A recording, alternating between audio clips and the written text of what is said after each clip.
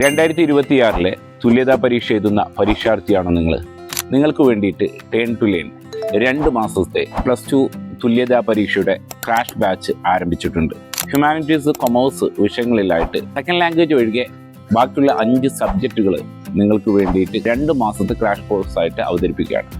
ഈ 2 മാസത്തിനുള്ളിൽ മുഴുവൻ സിലബസും, ഫോക്കസ് ഏരിയ മാത്രമല്ല എല്ലാ സിലബസും നിങ്ങൾക്ക് വേണ്ടി ഓൺലൈനായിട്ട് ക്ലാസ് എടുത്ത് പഠിപ്പിച്ച് അതിൻ്റെ നോട്ട് തരികയാണ് ഈ ക്രാഷ് കോഴ്സിൻ്റെ ലക്ഷ്യം.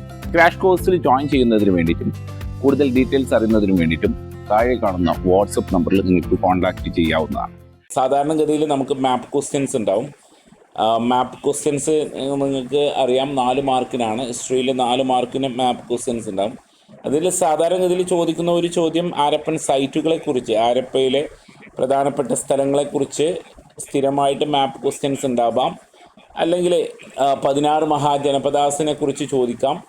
ബുദ്ധിസ്റ്റ് സൈറ്റുകളെക്കുറിച്ച് നിങ്ങൾ ഹിസ്റ്ററി പഠിച്ച് തുടങ്ങിയിട്ടുണ്ടെങ്കിൽ അവർക്ക് ഈ പാഠങ്ങളൊക്കെ റിലേറ്റ് ചെയ്യാൻ പറ്റും. 16 മഹാജനപദാസിലെ ഏറ്റവും ഇമ്പോർട്ടൻ്റ് ആയിട്ടുള്ള മഹാജനപദാസ് ഏതൊക്കെയെന്നുള്ളത് ചോദിക്കാറുണ്ട്. അല്ലെങ്കിൽ ചോദിക്കുന്ന മറ്റൊരു ക്വസ്റ്റ്യനാണ് ബുദ്ധിസ്റ്റ് സൈറ്റുകളെക്കുറിച്ച് ചോദിക്കാറുണ്ട്. ബുദ്ധൻ്റെ ജനനം, ബുദ്ധൻ്റെ മരണം, ബുദ്ധൻ്റെ ഫസ്റ്റ് സെർമൺ അല്ലെങ്കിൽ ഫസ്റ്റ് സമ്മേളനം, ആദ്യത്തെ ബുദ്ധിസ്റ്റ് സമ്മേളനം എവിടെയാണ്, ഇങ്ങനെയുള്ള ഇതുണ്ട്. അതേപോലെ തന്നെ ഇതിൽ ചോദിക്കുന്ന, അതായത് മാപ്പ് ക്വസ്റ്റ്യൻസ് ചോദിക്കുന്ന വേറൊരു ഇതാണ് 1857 റിവോൾട്ട്. ഈ 4 പ്രധാനപ്പെട്ട ഏരിയാസിൽ നിന്നാണ് സാധാരണഗതിയിൽ മാപ്പ് ക്വസ്റ്റ്യൻസ് ഉണ്ടാകുന്നത്. മാപ്പ് ക്വസ്റ്റ്യൻ 4 മാർക്കിനാണ് ഉണ്ടാവുക. വളരെ സിമ്പിളായിട്ട് നിങ്ങൾക്ക് മാർക്ക് ചെയ്യാൻ പറ്റുന്നതാണ് മാപ്പ് ക്വസ്റ്റ്യൻ. 4 മാർക്ക് നഷ്ടപ്പെടില്ല. പല ആൾക്കാരും ഗസ് ചെയ്തിട്ട് അവിടെ ഇവിടെയൊക്കെ പോയിട്ടാണ് മാർക്ക് ചെയ്യാറുള്ളത്. അത് വേണ്ട. മാപ്പ് ക്വസ്റ്റ്യൻ നമുക്ക് അതിൽ വരുന്ന മാർക്ക് നമുക്ക് എന്തായാലും കിട്ടും. സ്ഥിരമായിട്ട് ചോദിക്കുന്ന ഒരു ചോദ്യം മാപ്പ് ക്വസ്റ്റ്യനിൽ ഒന്ന് ഹാരപ്പൻ, നമ്മുടെ ഈ പറയുന്ന ഈ പാടത്തുനിന്നോ. രണ്ടാമത്തെ പാടത്തുനിന്ന് മഹാജനപദാസ് ചോദിക്കാറുണ്ട്. മഹാജനപദങ്ങൾ എന്ന് പറയുന്ന മഹാജനപദാസ് ചോദിക്കാറുണ്ട്. മൂന്നാമത് ചോദിക്കുന്നത് ബുദ്ധയുമായിട്ട് ബന്ധപ്പെട്ട് ബുദ്ധിസ്റ്റ് സൈറ്റുകളാണ് പ്രധാനമായിട്ടും അടുത്തത് ചോദിക്കുന്നത്. Then 1857 revolt. ഇതാണ് ഈ 4 കാര്യങ്ങൾ നോക്കിപ്പോയാൽ നിങ്ങൾക്ക് മാപ്പിൽ ഒരു മാർക്കും നിങ്ങൾക്ക് എന്ത് ചെയ്യൂല, നഷ്ടപ്പെടില്ല. അപ്പോൾ നമ്മൾ ഹാരപ്പൻ സിവിലൈസേഷൻ നമ്മൾ നോക്കുന്ന സമയത്ത് ആദ്യം നമ്മൾ മാപ്പ് വെച്ചിട്ട് തുടങ്ങും. അപ്പോൾ ഹാരപ്പൻ സിവിലൈസേഷൻ നമുക്കറിയാം ഇന്ത്യയിലും പാകിസ്ഥാനിലും അതുപോലെ തന്നെ അഫ്ഗാനിസ്ഥാനിലുമായിട്ട് നിലനിന്നിട്ടുള്ള, അതായത് അഫ്ഗാനിസ്ഥാനിലുമായിട്ട് നിലനിന്നിട്ടുണ്ടായിരുന്ന, അഫ്ഗാനിസ്ഥാനിൽ ഒരു സൈറ്റ് ഉണ്ട്, ഷോട്ട്ഗായ് എന്നുള്ളൊരു സ്ഥലം കിടക്കുന്നത് അഫ്ഗാനിസ്ഥാനിലാണ്.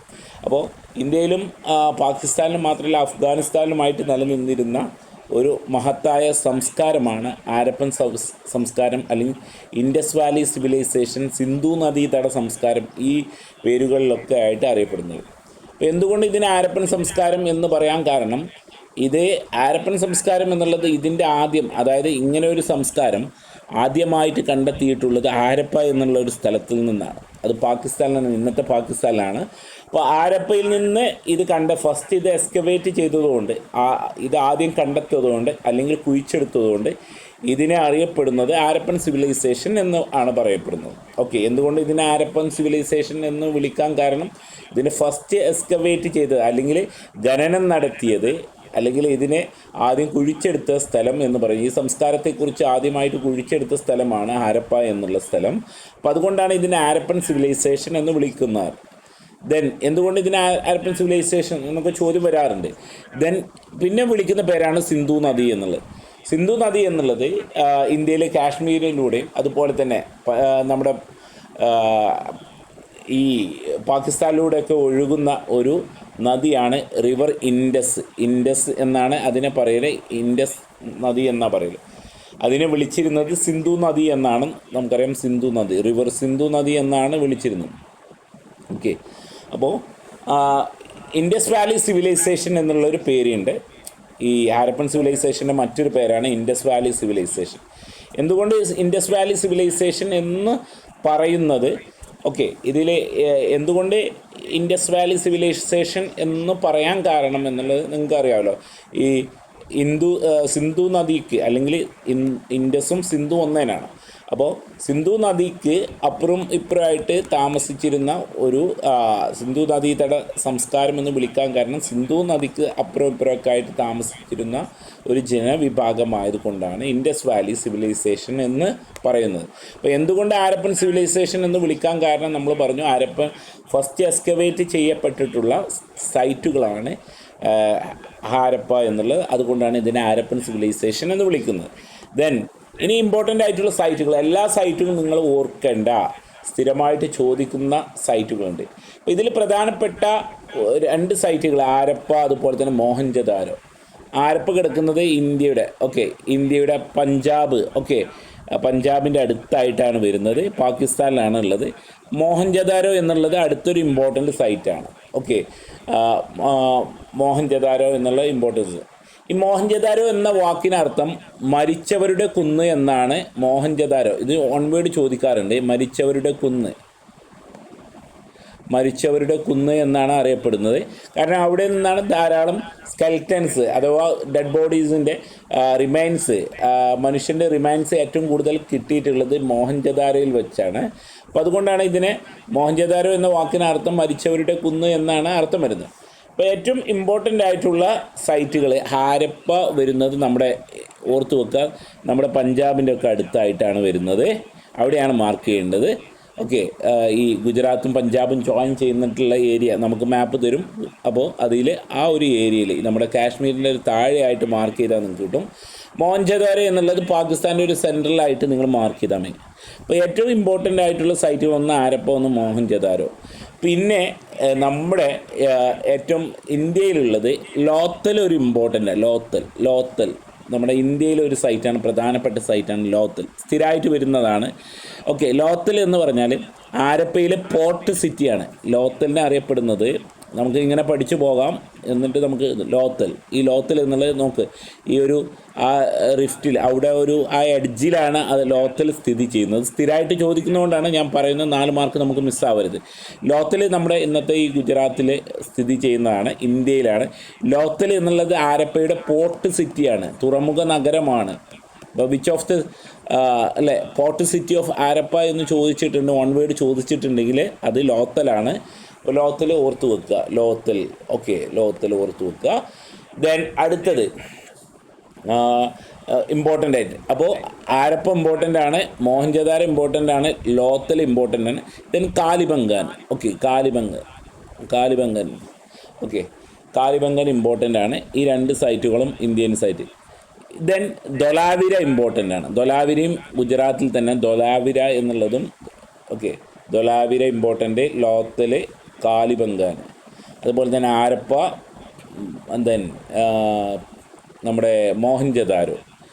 ദെൻ ചാഹുന്ദാരോ ഉണ്ട്. ചാഹുന്ദാരോ വരുന്നത് പാകിസ്ഥാനിലാണ്. ചാഹുന്ദാരോ ഇതൊന്ന് നോക്കി വെക്കുക.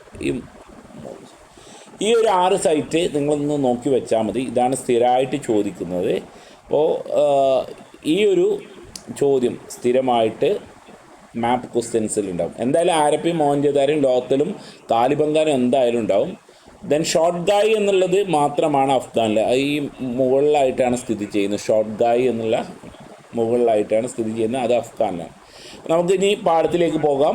മാപ്പ് സ്റ്റഡീസ് കൃത്യമായിട്ട് നിങ്ങൾക്ക് പഠിപ്പിക്കും. മാപ്പ് എങ്ങനെ മാർക്ക് ചെയ്യേണ്ടത്, നമ്മൾ നേരത്തെ പറഞ്ഞ 4 പ്രധാനപ്പെട്ട ടോപ്പിക്കുകൾ, ഹാരപ്പ ആയിക്കോട്ടെ, ദെൻ മഹാജനപദ ആയിക്കോട്ടെ, അതേപോലെ തന്നെ ബുദ്ധിസ്റ്റ് സൈറ്റുകളായിരിക്കോട്ടെ, ദെൻ 1857 റിവോൾട്ട് സെൻറ്റേഴ്സ് ആയിക്കോട്ടെ, ഇതൊക്കെ നിങ്ങളെ കൃത്യമായിട്ട് പഠിപ്പിക്കും. ഈ 4 മാർക്ക് നിങ്ങൾക്ക് നഷ്ടപ്പെടില്ല.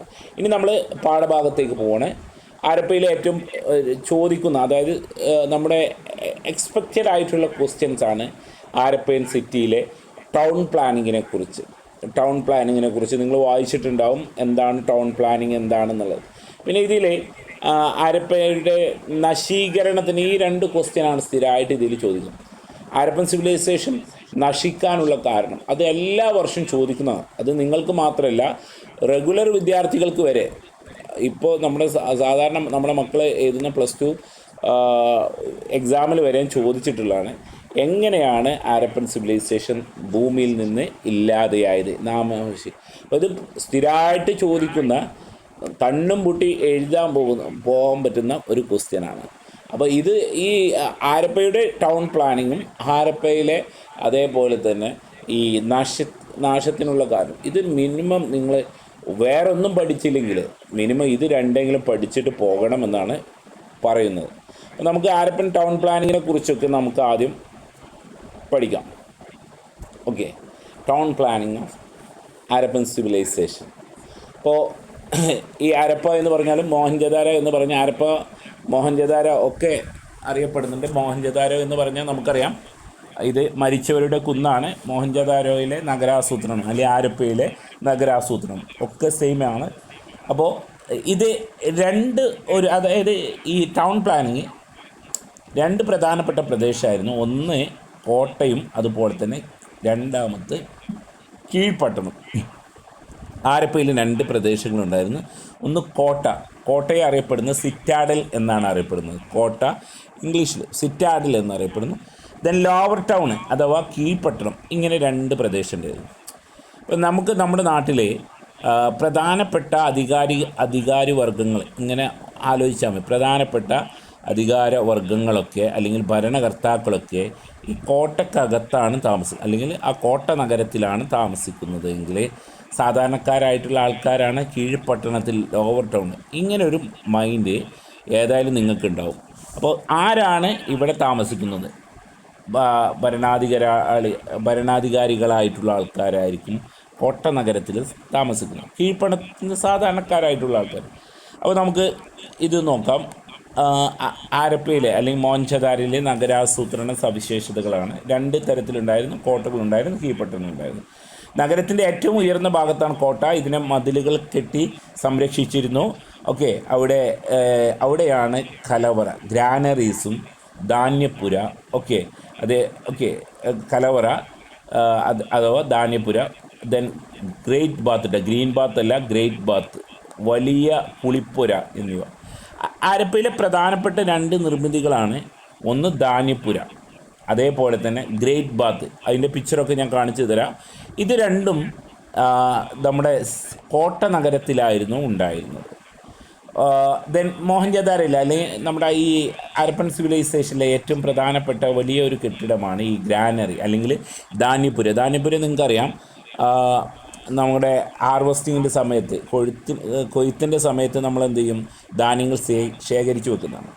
then അതിൻ്റെ കീഴ്ഭാഗം ഇഷ്ടിക കൊണ്ടും മേൽഭാഗം മരങ്ങൾ കൊണ്ടൊക്കെ ആയിരുന്നു. മിച്ചം വരുന്ന ധാന്യങ്ങൾ ഒക്കെ നിങ്ങൾക്ക് എഴുതാൻ പറ്റുന്നതാണ്. എന്തിനാണ് ധാന്യപുര എന്ന് പറഞ്ഞാൽ മിച്ചം വരുന്ന ധാന്യങ്ങൾ ഇവിടെ സംരക്ഷിച്ചിരുന്നു.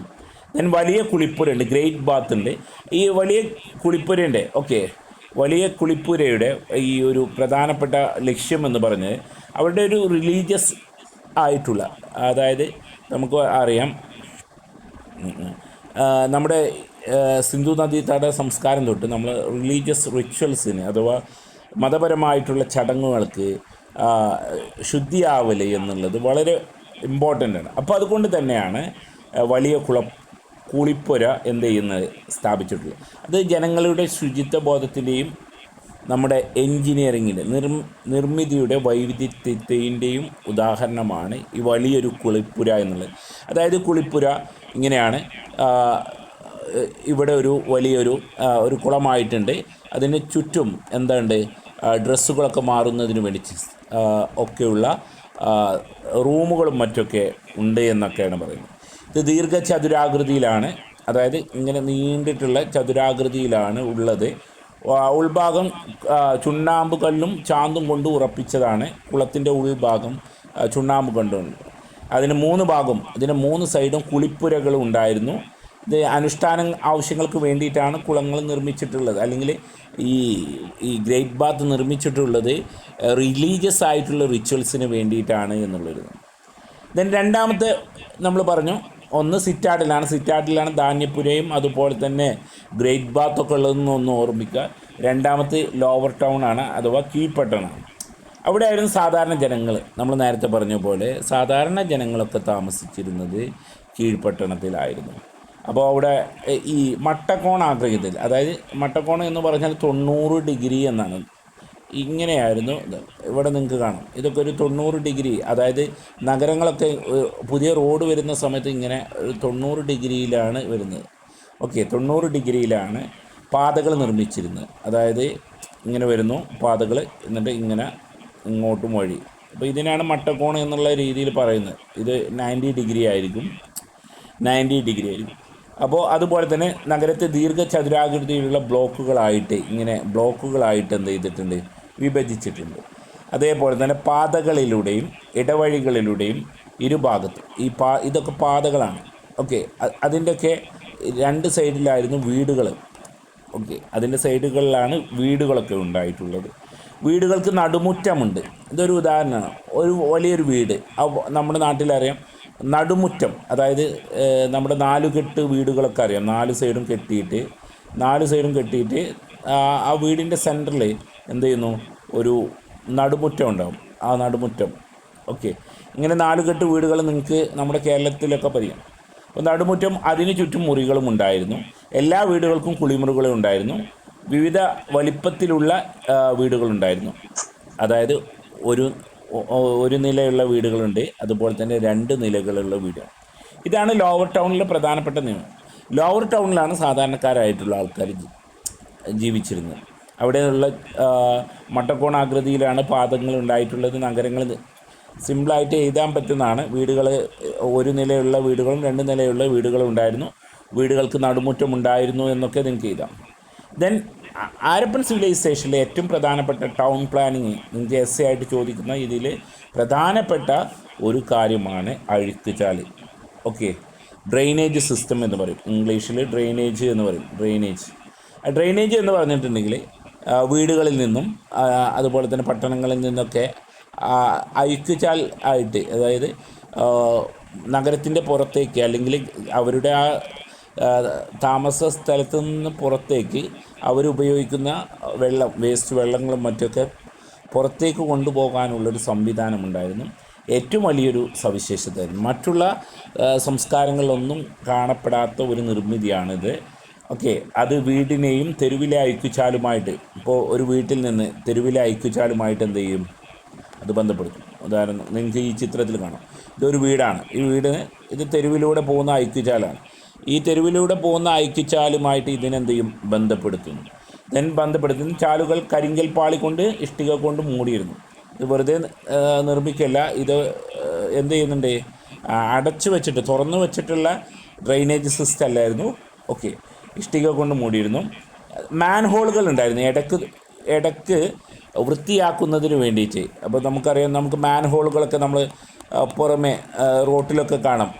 ആളുകൾക്ക് ബ്ലോക്കാകുന്ന സമയത്ത് അതിലൊക്കെ ഇറങ്ങിയിട്ട് വൃത്തിയാക്കുന്നതിന് വേണ്ടിയിട്ടാണ് ആൾത്തുകളുടെ ഇംഗ്ലീഷാണ് മാൻ ഹോൾ. ഓക്കെ, മാൻ ഹോൾ ഉണ്ടായിരുന്നു. അഴുക്കുചാൽ സമ്പ്രദായം ആരപ്പക്കാരുടെ സാങ്കേതിക വിദ്യയിലെ അറിവും ശുചിത്വബോധവും കൃത്യമായിട്ടുള്ള ഒരു ഭരണകൂടവും നിലനിന്നിരുന്നു എന്നുള്ളതിനൊരു തെളിവാണ്. അപ്പോൾ അത് ഹരപ്പൻ സിവിലൈസേഷനെ കുറിച്ചുള്ള അവരുടെ ഒരു ശുചിത്വബോധവും അതുപോലെ തന്നെ കൃത്യമായിട്ടുള്ള ഒരു ഭരണകൂടവും അതേപോലെ തന്നെ അവരുടെ അറിവും സാങ്കേതിക വിദ്യയിലുള്ള അവരുടെ അറിവും ശുചിത്വബോധമൊക്കെ ഉള്ളതിനുള്ള ഒരു തെളിവാണ് ഹരപ്പൻ സിവിലൈസേഷനിലെ ഇത്തരത്തിലുള്ള അഴുക്കുചാൽ സമ്പ്രദായം എന്നുള്ളത്. അപ്പോൾ ഇനി ഇതിൽ നിങ്ങൾ നോക്കേണ്ടത് ഹാരപ്പൻ സമൂഹത്തിൽ. അപ്പോൾ ഇതാണ് ടൗൺ പ്ലാനിങ്ങിനെ കുറിച്ചൊരു എസ്സേ ആയിട്ടാണ് ചോദിക്കുക. അപ്പോൾ ഹാരപ്പൻ നഗരത്തെ 2ആയിട്ട് തരംതിരിക്കുക. നമ്മൾ പറഞ്ഞു കോട്ട, കീഴ്പട്ടണം. അപ്പോൾ കോട്ടയുടെ പ്രത്യേകതകൾ എഴുതുക, അവിടുത്തെ ഗ്രാനറീസിനെ കുറിച്ച് എഴുതുക, ഗ്രേറ്റ് ബാത്തിനെ കുറിച്ച് എഴുതുക, ഗ്രേറ്റ് ബാത്തിനെ കുറിച്ച് എഴുതിയതിനു ശേഷം ലോവർ ടൗണിനെ കുറിച്ച് എഴുതുക, ലോവർ ടൗണിനെ കുറിച്ച് എഴുതിയതിന് ശേഷം നിങ്ങൾ എഴുതേണ്ട അഴുക്കുചാൽ സമ്പ്രദായം, പ്രധാനപ്പെട്ട അഴുക്കുചാൽ സമ്പ്രദായത്തെക്കുറിച്ചും മറ്റൊക്കെയാണ് നിങ്ങൾ എന്ത് ചെയ്യേണ്ടത്, എഴുതേണ്ടത്. ഇനി അടുത്തത് ഹാരപ്പൻ സമൂഹത്തിൽ, ഓക്കെ, ഹാരപ്പയിലെ സാമൂഹ്യ വ്യത്യാസങ്ങളെക്കുറിച്ചാണ്. അതായത് ഹാരപ്പയിൽ നമുക്ക് അടുത്തത് ഇതിലെ ഒരു ചോദ്യം നമ്മൾ എക്സ്പെക്റ്റ് ചെയ്യുന്ന ഒരു ഏരിയ ഇതാണ്. ഓക്കെ, ഒരു എക്സ്പെക്റ്റ്, അതായത് സ്ഥിരമായിട്ട് നിങ്ങൾക്ക് പ്രീവിയസ് ഇയർ ക്വസ്റ്റ്യൻ പേപ്പറൊക്കെ നോക്കുന്ന സമയത്ത് ഹാരപ്പയിലെ സാമൂഹ്യ വ്യത്യാസങ്ങൾ, അപ്പോൾ ഹാരപ്പൻ സമൂഹത്തിൽ സാമൂഹ്യ വ്യത്യാസങ്ങൾ നിലനിന്നിരുന്നു, സമൂഹത്തിൽ വ്യത്യാസങ്ങൾ ഉണ്ടായിരുന്നു എന്നാണ്. നമുക്കറിയാം ഇന്ത്യൻ സമൂഹത്തിൻ്റെ ഒരു പ്രത്യേകതയാണ് സാമൂഹ്യ വ്യത്യാസങ്ങൾ. ഇപ്പോൾ നമുക്ക് ജാതീയത പറയുന്നത് പോലെ സമൂഹത്തിലെ അംഗങ്ങൾക്കിടയിൽ വ്യത്യാസമുള്ളതിനെയാണ് സാമൂഹ്യ വ്യത്യാസം എന്ന് പറയുന്നത്. സമൂഹത്തിലെ അംഗങ്ങൾക്കിടയിൽ ചെറിയ തോതിലെങ്കിലും ഉയർച്ച താഴ്ചകൾ ഉണ്ടാകുന്നതിനെയാണ് സാമൂഹ്യ വ്യത്യാസങ്ങൾ എന്ന് പറയുന്നത്. ഇത് ഹാരപ്പൻ സമൂഹത്തിൽ നമുക്ക് ഇത് കാണാൻ പറ്റും, ഇത്തരത്തിലുള്ള സാമൂഹിക വ്യത്യാസങ്ങളെ കുറിച്ചൊക്കെ കാണാൻ പറ്റും എന്നുള്ളതാണ് നമുക്ക് പറയാൻ പറ്റുന്നത്. അപ്പോൾ ഇതെങ്ങനെയാണ് നമുക്ക് മനസ്സിലായത്? കാരണം ഏകദേശം ഒരു 5000 വർഷങ്ങൾക്ക്, അത് BC 3000-ലാണ് ഈ ഹാരപ്പൻ സിവിലൈസേഷനെ നമ്മൾ കണ്ടെത്തിയിട്ടുള്ളതെങ്കിൽ ഇപ്പം നമ്മൾ 2000 കൊല്ലം, അതായത് AD 2000, ഏകദേശം 5000 കൊല്ലം മുമ്പ് നമ്മുടെ ഭൂമിയിൽ താമസിച്ചിരുന്ന വിഭാഗമാണ് ഹാരപ്പൻ സിവിലൈസേഷൻ എന്ന് പറയാറുണ്ട്. ഒരു സെക്കൻഡ്. അപ്പോൾ എന്തുകൊണ്ട്, അപ്പോൾ എങ്ങനെയാണ് നമുക്ക് ഇവരെ കുറിച്ച് ഇത്തരത്തിലുള്ള വിവരങ്ങൾ നമുക്ക് എങ്ങനെ കിട്ടി എന്ന് അറിയാം എന്നാണ് പറയുന്നത്. അപ്പോൾ ഇത് നമ്മൾ അവരുടെ ശവക്കല്ലറകളിൽ നിന്ന് അവരുടെ ഹാരപ്പൻ സിവിലൈസേഷൻ്റെ ലേറ്റായിട്ട് ജോയിൻ ഹാരപ്പൻ സിവിലൈസേഷൻ്റെ അവരുടെ ശവം അല്ലെങ്കിൽ മനുഷ്യനെ ബറി ചെയ്തിട്ടുള്ള, മനുഷ്യനെ അടക്കം ചെയ്തിട്ടുള്ള ആ പ്രദേശങ്ങളിൽ നിന്നൊക്കെ ഇത്തരത്തിലുള്ള വ്യത്യാസങ്ങൾ ചില ആൾക്കാരുടെ കയ്യിൽ നിന്ന്, ചില ആൾക്കാരുടെ ശവക്കുഴിയിൽ നിന്ന് ആഭരണങ്ങൾ, വില കൂടിയിട്ടുള്ള മുത്തുകൾ എന്നറിയപ്പെടുന്ന മുത്തുകൾ പോലെയുള്ളത്, കല്ലുകൾ പോലെയുള്ളതൊക്കെ കിട്ടിയിട്ടുണ്ട്. അല്ലെങ്കിൽ അവരുപയോഗിച്ചിരുന്ന പാത്രങ്ങൾ, നമുക്കറിയാം പുരാതന സംസ്കാരങ്ങളിൽ ഇന്ത്യയിലൊക്കെ ലൈഫ് ആഫ്റ്റർ ഡെത്ത് വിശ്വസിച്ചിരുന്നു. മരണാനന്തരം നമുക്കൊരു ജീവിതം ഉണ്ട് എന്നുള്ള ആ കാലഘട്ടത്തിൽ തന്നെ വിശ്വാസം ഉണ്ടായിരുന്നു. അപ്പോൾ മരിച്ചു കഴിഞ്ഞിട്ടുണ്ടെങ്കിൽ അവർ ഉപയോഗിച്ചിട്ടുള്ള വസ്തുക്കൾ, അവരുടെ ആഭരണങ്ങളൊക്കെ അവരെ അടക്കം ചെയ്യുന്ന ആ കുഴിയിൽ ഇട്ട് മൂടാറുള്ള ഒരു പതിവ് നമുക്കുണ്ടായിരുന്നു. ഹാരപ്പൻ സമൂഹത്തിലെ സാമൂഹ്യ വ്യത്യാസങ്ങൾ നിലനിന്നിരുന്നു എന്ന് ഗവേഷകർ എന്ത് ചെയ്യുന്നുണ്ട്, മനസ്സിലാക്കിയിട്ടുണ്ട്. അപ്പോൾ അവർ പ്രധാനമായിട്ടും 3 വ്യത്യസ്ത ഘടകങ്ങളിൽ നിന്നാണ് ഇത് നമുക്ക് മനസ്സിലാക്കിയത്. ഒന്ന്, അവരുടെ ശവസംസ്കാര രീതികളിൽ നിന്ന്. ഹരപ്പയിലെ ശവക്കുഴികൾ വ്യത്യാസപ്പെട്ടിരിക്കുന്നു. ഇഷ്ടികൾ ഉപയോഗിച്ചുള്ള കുഴികൾ, അതായത് ഇഷ്ടിക ഉപയോഗിച്ചുള്ള കുഴികൾ സമ്പന്നരുടേതാണെന്ന് കരുതും. ചില കുഴികളിൽ നിന്ന് ആഭരണങ്ങളും അതുപോലെ തന്നെ പാത്രങ്ങൾ, ചിപ്പികൾ എന്നിവയൊക്കെ, മുത്തുകൾ, ചിപ്പികളൊക്കെ കണ്ടെത്തുന്നത് ഇതിനെ സൂചിപ്പിക്കുന്ന ഇവ സാമ്പത്തികമായിട്ടും ഉയർന്ന വിഭാഗത്തിൻ്റേതായിരുന്നു എന്നാണ് ഇതിനെ അറിയപ്പെടുന്നത്. രണ്ടാമത്തെ ആഡംബര വസ്തുക്കളാണ്. ആഡംബര വസ്തുക്കൾ ചില പ്രദേശങ്ങളിൽ നിന്ന്, അതായത് നമ്മൾ പറഞ്ഞു സിറ്റാഡലുണ്ട്, ലോവർ ടൗൺ ഉണ്ട്. സിറ്റാഡൽ എന്ന് പറഞ്ഞാൽ കോട്ട നഗരമാണ്. അതേപോലെ തന്നെ ലോവർ ടൗൺ എന്ന് പറഞ്ഞാൽ നിങ്ങൾക്കറിയാം, ലോവർ ടൗൺ എന്ന് പറഞ്ഞാൽ താഴ്ന്ന പ്രദേശമാണ്. ഈ താഴ്ന്ന പ്രദേശം അവിടെ നിന്നും, അതായത് പ്രാദേശികമായിട്ട് നമുക്ക് കണ്ടെത്തിയിട്ടുള്ള ഹാരപ്പൻ സൈറ്റുകളിൽ നിന്ന് കണ്ടെത്തിയിട്ടുള്ള സാധനങ്ങളുടെ ഒരു വൈവിധ്യമാണ്. ചില പ്രദേശങ്ങളിൽ അത്തരത്തിലുള്ള സാധനങ്ങളൊന്നും കണ്ടെത്താത്തതുണ്ട് എന്നുള്ളത്. ആഡംബര വസ്തുക്കൾ പ്രാദേശികമായി കിട്ടാത്ത പദാർത്ഥങ്ങൾ ഉപയോഗിച്ച്, സാങ്കേതിക അറിവുകൾ കൂടുതലായി ഉപയോഗിച്ച് നിർമ്മിച്ച് ഈ ജനങ്ങൾ ആഡംബര വസ്തുക്കളായിട്ട് കാണും. അതായത് ആരപ്പയിലില്ലാത്ത, ഇപ്പോൾ ഒരു കല്ല്, അത് ആരപ്പയിലില്ലാത്ത ഒരു കല്ലാണെന്ന് വിചാരിച്ചു, അത് ഉപയോഗിക്കുന്നു. അപ്പോൾ അത് നമുക്കറിയാം, നമ്മുടെ നാട്ടിൽ ഏറ്റവും റെയറായിട്ട് കിട്ടുന്ന മെറ്റലാണ് ഗോൾഡ്. നമുക്ക് എന്തുകൊണ്ടാണ് ആ മെറ്റൽ നമുക്ക് ഇതാവുന്നത്? അത് നമ്മുടെ നാട്ടിൽ കിട്ടാത്തതും അതുപോലെ തന്നെ അതിൻ്റെ ഒരു തിളക്കം കാര്യങ്ങളൊക്കെ ആയിരുന്നു. അപ്പോൾ നമ്മൾ ഗോൾഡ് എങ്ങനെയാണ് യൂസ് ചെയ്യുന്നത്, അതുപോലെ തന്നെ ഇത്തരത്തിലുള്ള മെറ്റലുകൾ ഇത്തരത്തിലുള്ള മെറ്റലുകൾ എന്ത് ചെയ്യുന്നു, കണ്ടെത്തും. ദെൻ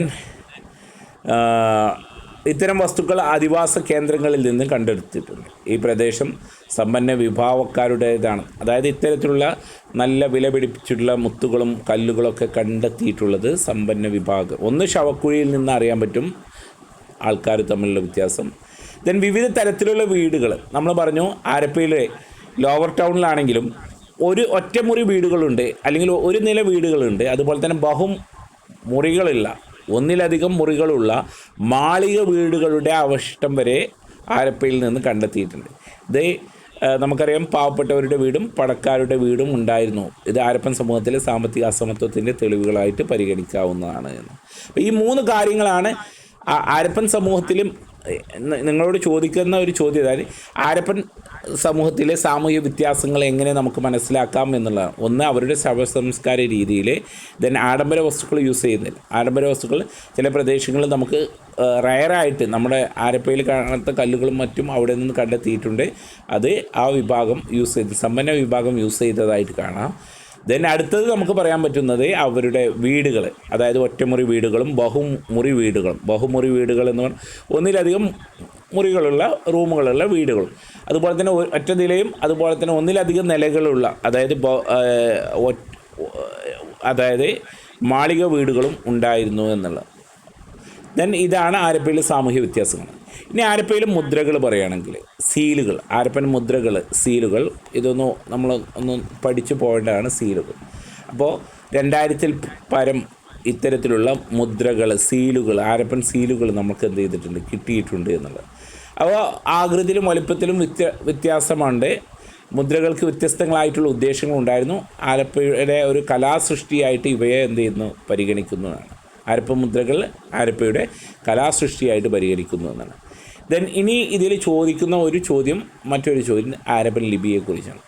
ഏതൊരു സംസ്കാരത്തിലും അവരെ ആശയ കൈമാറ്റത്തിന്, അതായത് പരസ്പരം ആശയങ്ങളുടെ കൈമാറ്റത്തിന് അവർ യൂസ് ചെയ്തിട്ടുള്ള ഭാഷ ഏതാണ് എന്നുള്ളത് പല ചരിത്രകാരന്മാരും ഓരോ സംസ്കാരം, ഇപ്പോൾ മെസപ്പൊട്ടോമിയൻ സിവിലൈസേഷനാണ്, ഈജിപ്ഷ്യൻ സിവിലൈസേഷനാണ്, ഏത് സംസ്കാരമാണെങ്കിലും അവിടുത്തെ ലിപി ഏറ്റവും ഇമ്പോർട്ടൻ്റ് ആണ്.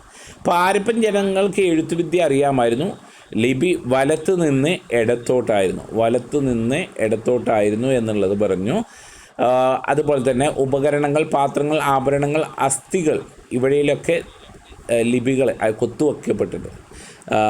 അവരുപയോഗിക്കുന്ന ഉപകരണങ്ങളിൽ, പാത്രങ്ങളിൽ, ആഭരണങ്ങളിൽ, അസ്ഥികളിൽ, ഇതിലൊക്കെ അവരിങ്ങനെ കൊത്തി വെച്ചിരുന്നു. ലിപികൾ എൻസ്ക്രിപ്റ്റ് ചെയ്തിട്ടുള്ളത്. ലിഖിതങ്ങൾ ഭൂരിഭാഗം ചെറിയാണ്. ധാരാളം ഇതുപോലെ ചിഹ്നങ്ങളായിരുന്നു ഉണ്ടായിരുന്നത്. അപ്പോൾ ഈ ചിഹ്നങ്ങൾ എന്നുള്ളത് ചിത്രലിപിയാണ്. ഇതൊരു ചിത്രലിപിയാണ്. ഹാരപ്പൻ ലിപി എന്താണെന്ന് ചോദിച്ചാൽ ഒരു ചിത്രലിപിയാണ്. ഇതിനെ വായിച്ചെടുക്കാൻ ഇതുവരെ സാധിച്ചിട്ടില്ല. അതുകൊണ്ട് തന്നെ ഇതിനൊരു നിഗൂഢ ലിപിയായിട്ടാണ് വിശ്വസിക്കുന്നത്.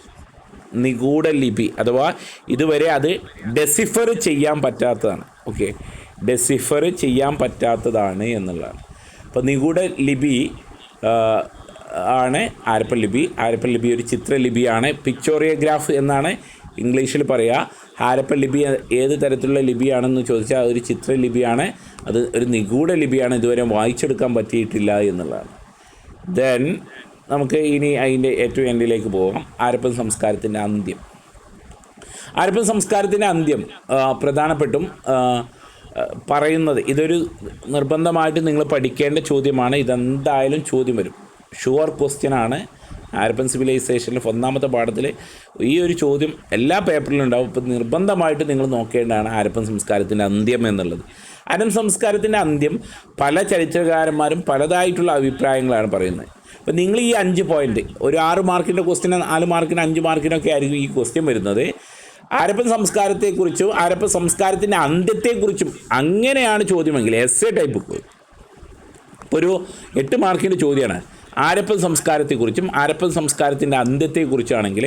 അപ്പോൾ നിങ്ങൾ എന്ത് ചെയ്യണം, ഹാരപ്പൻ സംസ്കാരം ഇന്ത്യയിലും പാകിസ്ഥാനിലുമായിട്ട് അഫ്ഗാനിലുമായിട്ട് നിലനിന്നിരുന്ന ഒരു സംസ്കാരമായിരുന്നു. സിന്ധു നദീതട സംസ്കാരം എന്നായിരുന്നു അറിയപ്പെടുന്നത്. ഇങ്ങനെ അത് എഴുതിയിട്ട് ഹാരപ്പയിലെ ടൗൺ പ്ലാനിങ് എഴുതുക. എന്നിട്ട് എന്ത് ചെയ്യണം, ഹാരപ്പയിലെ ജനജീവിതത്തെക്കുറിച്ചൊക്കെ എഴുതിയിട്ട് വേണം അന്ത്യം എഴുതേണ്ടത്. ഇനി അന്ത്യം മാത്രമാണ് നിങ്ങളോട് ചോദിച്ചെങ്കിൽ 4 മാർക്ക് 5 മാർക്കിനാണ് ചോദ്യം ചോദിച്ചിട്ടുണ്ടെങ്കിൽ ഇത് മാത്രം എഴുതി വെച്ചാൽ മതി. ദെൻ ഹാരപ്പൻ സംസ്കാരത്തെക്കുറിച്ച് അവയുടെ അന്ത്യത്തെക്കുറിച്ചാണ് ചോദിച്ചെങ്കിൽ മൊത്തത്തിലൊന്ന് ചുരുക്കി ജസ്റ്റ് നിങ്ങൾക്ക് അറിയുന്നത് പോലെ എന്ത് ചെയ്യണം, എഴുതി വെക്കണം. അന്ത്യത്തെക്കുറിച്ച് ചോദിക്കുകയാണെങ്കിൽ ഈ 5 പോയിൻറ്റ്സ്. അപ്പോൾ നിങ്ങൾ എഴുതേണ്ടത് എങ്ങനെയാണ്, ഹാരപ്പൻ സംസ്കാരത്തിൻ്റെ നാശത്തെക്കുറിച്ച് അല്ലെങ്കിൽ അന്ത്യത്തെക്കുറിച്ച് ചരിത്രകാരന്മാർക്കിടയിൽ വ്യത്യസ്തങ്ങളായിട്ടുള്ള അഭിപ്രായങ്ങളാണ് ഉള്ളത്. ഒന്ന്, കാലാവസ്ഥ മാറ്റം. ഒന്നെങ്കിൽ അവർ കാലാവസ്ഥ മാറിയത് കൊണ്ടായിരിക്കും അവർ ഈ ഭൂമിയിൽ നിന്ന് ഇല്ലാതെയായത്. മഴയുടെ ലഭ്യതക്കുറവ്, മണ്ണിൻ്റെ ഫലഭൂഷ്ടിക്കുറവ് എന്നിവ കൃഷിയുടെയും അവരുടെ കന്നുകാലിയുടെയും നാശത്തിനെ അല്ലെങ്കിൽ ആ സമ്പത്തിനെ പ്രതികൂലമായിട്ട് ബാധിച്ചതായിരിക്കാം. രണ്ടാമത് വനനശീകരണം വരൾച്ചയ്ക്കും വെള്ളപ്പൊക്കത്തിനും കാരണമായി. ഭൂകമ്പങ്ങൾ, ക്ഷാമങ്ങൾ, പകർച്ചവ്യാധികൾ ഹാരപ്പക്കാരുടെ ജീവനും സ്വത്തിനും വലിയ നാശം വെച്ചു. അല്ലെങ്കിൽ പറയപ്പെടുന്ന പ്രധാനപ്പെട്ട മറ്റൊരു അനുമാനമാണ് പുറമേ നിന്നുള്ള ആൾക്കാരുടെ ആക്രമണം, പ്രത്യേകിച്ച് ആര്യന്മാരുടെ ആക്രമണമാണ്. അപ്പോൾ ആര്യന്മാരുടെ ആക്രമണം ഇത് ബ്രിട്ടീഷ് സാഹിത്യകാരനുമായിട്ടുള്ള മാട്രിമാർ വീലാണ് ഇത് അഭിപ്രായപ്പെട്ടത്. ദെൻ ഹാരപ്പൻ സംസ്കാരത്തെ പുറമേ നിന്ന് ഇനി പാരിസ്ഥിതിക അസന്തുലനം. ഇപ്പോൾ പാരിസ്ഥിതികമായിട്ട് അവർ നശിച്ചു പോയതാകാമെന്നാണ് പ്രധാനപ്പെട്ട അനുമാനമായിട്ട് പറയുന്നത്. ദെൻ ലാസ്റ്റ് കഴിഞ്ഞു. ദെൻ ലാസ്റ്റ് ഹാരപ്പൻ സംസ്കാരവുമായിട്ട് ബന്ധമുണ്ട്. നമുക്കറിയാം ഒരു സംസ്കാരം വ്യാഖ്യാനിക്കപ്പെടുമ്പോൾ അതിൻ്റെ ആധികാരികത നമ്മൾ പറഞ്ഞിരുന്നത് ഹാരപ്പൻ സംസ്കാരം ഭൂമിയിൽ ഉണ്ടായത് നമ്മൾ പറയുന്നത് BC ബിഫോർ ക്രൈസ്റ്റ് എന്നാണ്. BC 3000-നും 1500-നും ഇടയിലാണ് എന്നാണ് പറയപ്പെടുന്നത്. BC 3000-നും 1500-നും ഇടയിലാണ്. അപ്പോൾ ആദ്യത്തെ ഈ 3000 to 2500 3000 to 2500 എന്നുള്ളത് ഹാരപ്പൻ്റെ തുടക്കകാലം. 2500 to 2000 വരെ ഹാരപ്പൻ്റെ ഏറ്റവും നല്ല മികച്ച കാലഘട്ടം, അതായത് ഏറ്റവും പീക്ക് ലെവലാണ്. 2000 to 1500 വരെയുള്ള കാലഘട്ടം ഈ ഹാരപ്പൻ്റെ നാശത്തിലേക്കുമാണ് വഹിച്ചത്. ഇത് ഹാരപ്പൻ്റെ തുടക്കം. ഇതിൻ്റെ ഹാരപ്പൻ്റെ ഏറ്റവും പീക്ക് ലെവൽ, അതായത് ആ സംസ്കാരം ഉന്നതിയിലേക്ക് എത്തിയത് 2500-നും 2000-നും ഇടയിലാണ്. 2000 to 1500 ഇതിൻ്റെ നാശത്തിൻ്റെ തുടക്കമാണെന്നൊക്കെ പറയും ചരിത്രകാരന്മാർ. ഇങ്ങനെ എന്ത് ചെയ്യാറുണ്ട്, അനുമാനിക്കാറുണ്ട്. അപ്പോൾ ഇത് ചരിത്രമാണ്. നമുക്ക് അവിടെ നിന്ന് കിട്ടുന്ന ഫോസിലുകളെ അതിനൊക്കെ ശാസ്ത്രീയമായിട്ടുള്ള തെളിവുകളുടെ അടിസ്ഥാനത്തിലാണ്, അനുമാനം മാത്രമാണ്.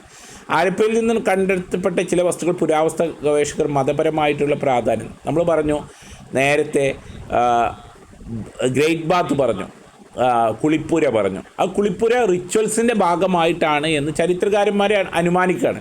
അപ്പോൾ ഇതിന് മതപരമായിട്ടുള്ള പ്രാധാന്യം കൽപ്പിക്കുകയാണ്.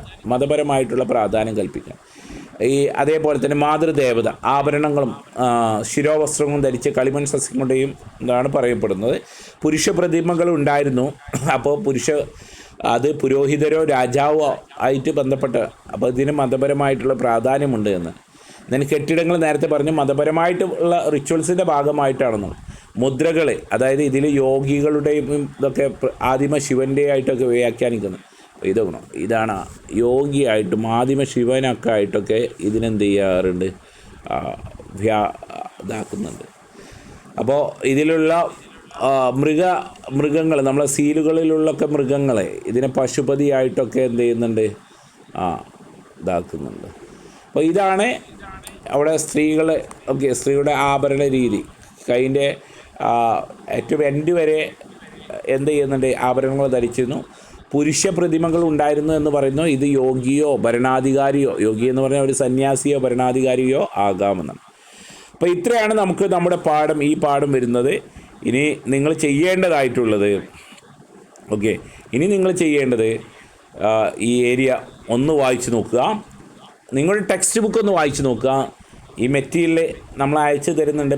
ആ മെറ്റീരിയൽ മാത്രം വായിച്ചാൽ തന്നെ നിങ്ങൾക്ക് ഈ ഹിസ്റ്ററിയിലെ ഈ ഒന്നാമത്തെ പാഠം നന്നായിട്ട് നിങ്ങൾക്ക് എന്ത് ചെയ്യാൻ പറ്റും, എഴുതാൻ പറ്റും. സ്ഥിരമായിട്ട് ചോദിക്കുന്ന ചോദ്യങ്ങൾ ഞാൻ പറഞ്ഞു തന്നിട്ടുണ്ട്. മാപ്പ് ക്വസ്റ്റ്യൻസ് ഉണ്ട്. അപ്പോൾ ഇങ്ങനെ പഠിച്ചാൽ മതി. ദെൻ അഡീഷണലായിട്ട് നിങ്ങൾ ചെയ്യേണ്ടത്, നിങ്ങൾ 1-2 തവണ, ഒരു തവണ ഇപ്പോൾ തന്നെ നിങ്ങളുടെ ടെക്സ്റ്റ് ബുക്ക് ഒന്ന് വായിച്ചു നോക്കാം. അതിൽ കൂടുതലായിട്ട് പോയിൻറ്റ്സും കാര്യങ്ങളുണ്ടാകും. ഒന്ന് വായിച്ച് നോക്കിയാൽ ഇന്നത്തെ ഈ ക്ലാസ്സോട് കൂടി നിങ്ങൾക്ക് ഒന്നാമത്തെ പാഠം സെറ്റാവും എന്നുള്ള ഉറപ്പാണ്. അപ്പോൾ ഇതാണ് നമ്മുടെ ഒന്നാമത്തെ പാഠം. ഹിസ്റ്ററിയിലെ ഒന്നാമത്തെ പാഠമാണ് നമ്മൾ പറഞ്ഞിട്ടുള്ളത്. അപ്പോൾ ഹാരപ്പൻ ടൗൺ പ്ലാനിംഗ് ആണ് നമ്മൾ എക്സ്പെക്റ്റ് ചെയ്യുന്ന, അതായത് സ്ഥിരമായിട്ട് ചോദിക്കുന്ന ഒരു ചോദ്യം അതാണ്. ദെൻ ഹാരപ്പയുടെ നഗര ആസൂത്രണം, അതേപോലെ തന്നെ ഹാരപ്പയിലെ സംസ്കാരത്തിൻ്റെ അന്ത്യം, ഈ 2 ടോപ്പിക്കുകളും നിർബന്ധമായിട്ടും നിങ്ങൾ നോക്കണം. ബാക്കിയുള്ളത് നിങ്ങൾ എന്ത് ചെയ്യണം, നമ്മൾ പഠിപ്പിച്ചിട്ടുണ്ട്, അതും നിങ്ങൾ കൂടത്തിൽ നോക്കുക. അപ്പോൾ ഇതാണ് ഇന്നത്തെ ക്ലാസ്. അപ്പോൾ നിങ്ങൾക്ക് എന്തെങ്കിലും പറയാനുണ്ടെങ്കിൽ, അതായത് പുറമേ നിന്ന് നമ്മുടെ കോഴ്സിന് ജോയിൻ ചെയ്യാത്ത ആൾക്കാർ ഇതിൽ ജോയിൻ ചെയ്തിട്ടുണ്ടെങ്കിൽ എന്തെങ്കിലും സംശയം ഉണ്ടെങ്കിൽ നിങ്ങൾക്ക് ചോദിക്കാം. ഇന്ന് രാത്രി പൊളിറ്റിക്കൽ സയൻസിൻ്റെ ക്ലാസ് ഉണ്ട്. അപ്പോൾ ക്ലാസ് ഗ്രൂപ്പിലേക്ക്, അഥവാ റിവിഷൻ ബാച്ചിൻ്റെ ഗ്രൂപ്പിലേക്ക്, റെഗുലർ ബാച്ചിലെ കുട്ടികളോടല്ല, റിവിഷൻ ബാച്ചിനായിട്ട് അല്ലെങ്കിൽ ക്രാഷ് ബാച്ചിനായിട്ട് ജോയിൻ ചെയ്തിട്ടുള്ളവർക്ക് അവരുടെ ക്ലാസ് ഗ്രൂപ്പിലേക്ക് ആഡ് ചെയ്യുന്നതാണ്. അപ്പോൾ ഇന്ന് മുതൽ നിങ്ങൾക്ക് ക്ലാസ് ഗ്രൂപ്പിലായിരിക്കും. അപ്പോൾ ഇന്നത്തെ ഒരു ക്ലാസ് കൂടി ലൈവിൽ, അതായത് ഫ്രീ ആയിട്ട് എല്ലാവർക്കും കൊടുക്കാമെന്നുള്ളത് കൊണ്ടാണ് ഇങ്ങനെ ക്ലാസ് സെറ്റ് ചെയ്തിട്ടുള്ളത്. അപ്പോൾ നിങ്ങൾക്ക് ക്ലാസ് മനസ്സിലായെന്ന് വിചാരിക്കുന്നു. എന്തെങ്കിലും ചോദിക്കാണ്ടെങ്കിൽ ചോദിക്കാം.